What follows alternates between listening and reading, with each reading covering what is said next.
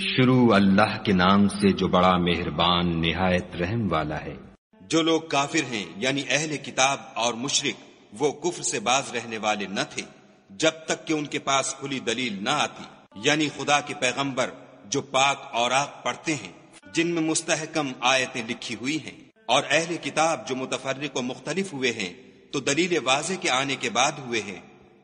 اور ان کو حکم تو یہی ہوا تھا کہ اخلاص عمل کے ساتھ خدا کی عبادت کریں اور ایک سو ہو کر، اور نماز پڑھیں اور زکوٰۃ دیں، اور یہی سچا دین ہے۔ جو لوگ کافر ہیں یعنی اہل کتاب اور مشرک، وہ دوزخ کی آگ میں پڑیں گے اور ہمیشہ اس میں رہیں گے، یہ لوگ سب مخلوق سے بدتر ہیں۔ اور جو لوگ ایمان لائے اور نیک عمل کرتے رہے وہ تمام خلقت سے بہتر ہیں، ان کا صلہ ان کے پروردگار کے ہاں ہمیشہ رہنے کے باغ ہیں جن کے نیچے نہریں بہ رہی ہیں، ابد الآباد ان میں رہیں گے، خدا ان سے خوش اور وہ اس سے خوش۔ یہ صلہ اس کے لیے ہے جو اپنے پروردگار سے ڈرتا ہے۔